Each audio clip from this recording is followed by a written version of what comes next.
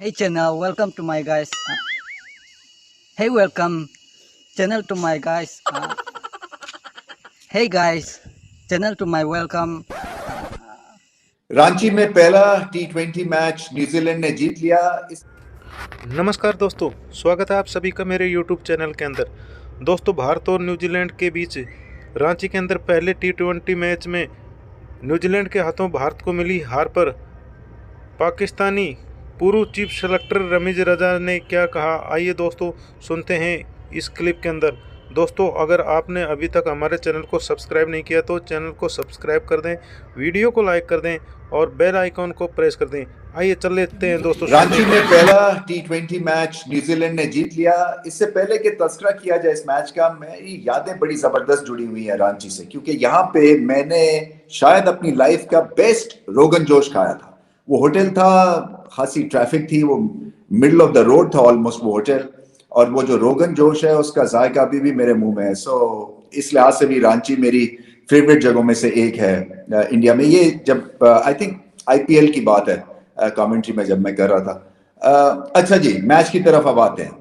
177 run का target बहुत ज्यादा था इस पिच को सामने रखते हुए, और प्रॉब्लम्स वहीं से शुरू हुए जहां पे इंडिया की जो लास्ट ओवर्स की बॉलिंग काम ना कर सकी।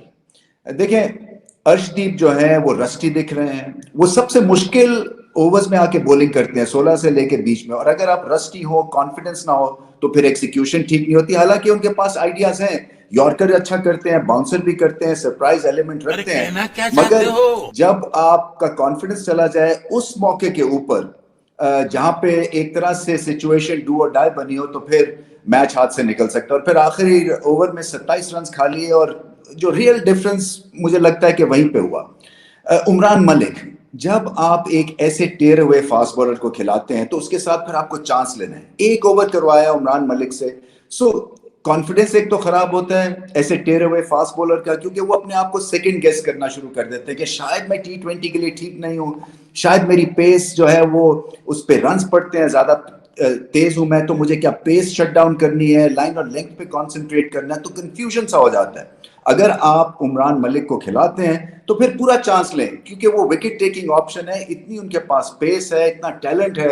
उनको जो करना है वो चेंज ऑफ पेस की तरफ ध्यान देना है, मगर एक ओवर करके आप उनको साइडलाइन कर देते हैं क्योंकि उन्होंने रन ज्यादा खा लिए, और अभी मैच अभी बना भी नहीं था और टफ सिचुएशन भी नहीं थी। तो वहां पे थोड़ी बहुत मैं समझता हूं कि उमरान के साथ ज्यादती हुई है, और उनका कॉन्फिडेंस इसी तरह से डेंट होता रहेगा अगर इस तरह से वो हाफ यूज या हाफ मेजर्स के तौर पे उनको इस्तेमाल किया जाएगा। स्पिनर्स ने बहुत अच्छी बॉलिंग की। ये रिस्ट स्पिन की ये पिच कम थी और फिंगर स्पिनर्स की ये पिच ज्यादा थी, इसीलिए जो है कुलदीप को उतनी ज्यादा टर्न तो नहीं मिली, मगर उनके पास एक जादुई स्किल है, इसमें कोई शक नहीं है, क्योंकि रोंगन बड़ा अच्छा करते हैं, और फिर लेफ्ट आर्म अगर आपके पास लेग स्पिन भी हो ऑप्शन तो फिर मुश्किल हो जाता है, खासतौर पे न्यूजीलैंड जैसी टीम को जो कि ज्यादा रिस्ट स्पिन को अच्छा नहीं खेलती हिस्टोरिकली। वॉशिंगटन सुंदर का शानदार ये मैच था, पहले बॉलिंग बड़ी अच्छी की और एंड में उन्होंने शानदार 50 रन भी लगाया, और यही एक बड़ा पॉजिटिव था भारत के लिए इस मैच में, क्योंकि मैच तो हाथ से निकल गया था, और वो इसलिए मैं बता रहा हूं क्योंकि रन्स बहुत करवा दिए थे एक मुश्किल पिच के ऊपर।